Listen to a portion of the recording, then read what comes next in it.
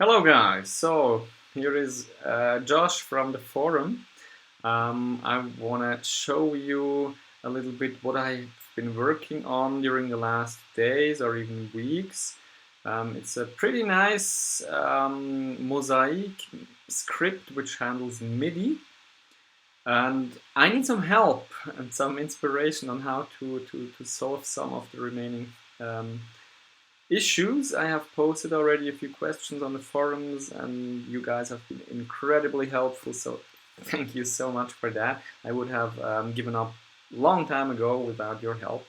It's still a pretty new world for me, this MIDI programming thing. I'm used to higher level languages, and so yeah, I need to accustom to the situation. So first of all, I have the following gear. The blue board, as you all know, exactly. And I'm using the following apps. It's AUM with Mosaic loaded, and it's Group the Loop. So for those of you who do not yet know Group the Loop, I will give you a very short idea. So my vision is to be a pop band on my own. So I want to recreate traditional pop songs that are pretty easy in their structure. They have a chorus, they have some verses, they maybe have a bridge. And using Group the Loop, which is a little bit slow right now, I will get a new iPhone soon. Using Group the Loop, you can record different loops into different groups, as you can see here. And those groups, only one of those groups is playing. There is a master group for like percussion or stuff, which is playing all the time. So this way it's very easy to, for let's say, have a chorus here and a verse here, maybe add another one for a bridge, and then I can switch between those groups. And yeah, so this is very cool. I loved this idea 2 years ago when I first heard about it. And since then, I'm kind of on a quest to make this thing work the way I want it to work for me. Because the thing is, if I want to perform traditional pop songs, then they need to have this structure, as I said, which is possible with Group the Loop. But I don't really have time between recordings to manually adjust settings, to click on the touch screen, or do sophisticated MIDI foot controller tap dancing. So my problem is I don't really have time during the performance to do sophisticated configuration on recording, configuring and recording the loops. So my idea is the following. Let's go back for a second to the camera so I can show you. My idea is to provide, using this Mosaic script, kind of a wizard which is run before performance, but can also be used during the performance. And this wizard asks several questions, and for every question I have some options.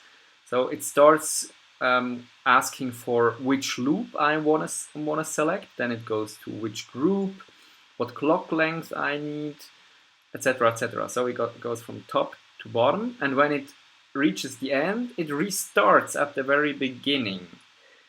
So we have many cycles, and those configuration cycles, they are recorded to a stack.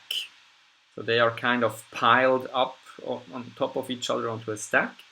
And then later on, when I'm ready, when I have created some of those cycles, I can arm those recorded cycles. So the first one in the stack will be armed, and those options that I selected, they will be applied to group the loop.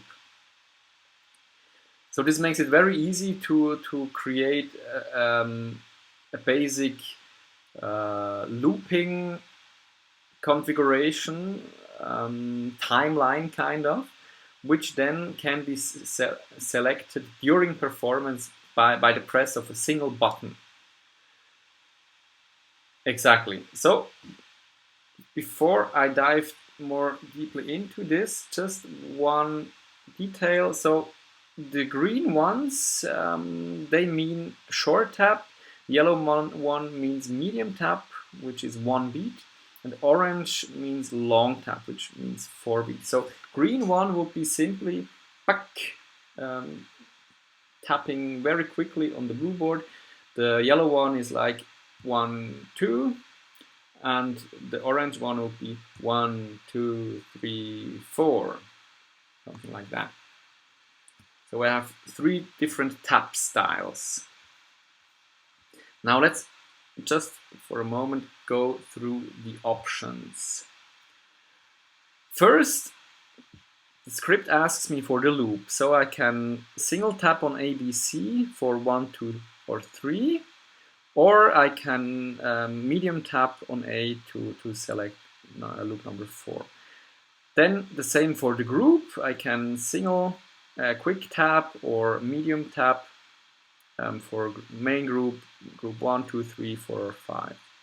Then I can define the clock lengths, same again for 2, 4, 8, 10, 12, or 16.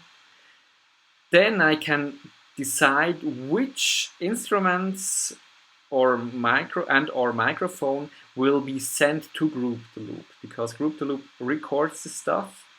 So I have to define it in advance. Do I want to record the guitar or the keyboard or the microphone, or a combination of them? So microphone and guitar, or microphone and keyboard.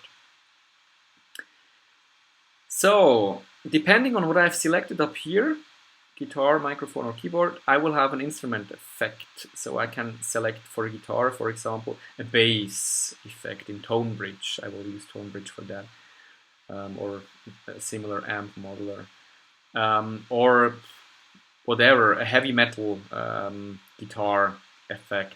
Or for a microphone, I could possibly add a vocoder or a chorus or reverb or whatever, something like that. And for the keyboard, I could definitely have a piano or an organ or some fancy techno electronic instrument, everything that works with a sampler, right? And then last but not least, let's forget about the very 3 bottom lines here. They are not implemented yet, but in the end I can select the recording mode.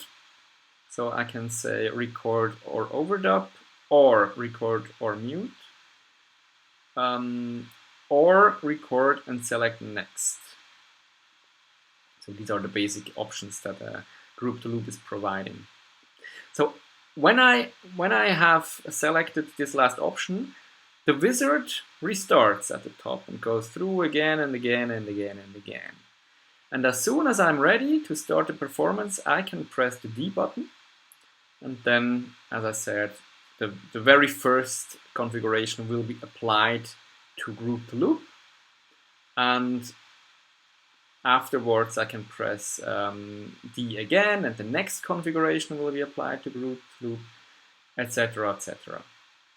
So in the next video, I will give a short demonstration of how this looks like at the moment. So thanks for watching, and see you in the next video.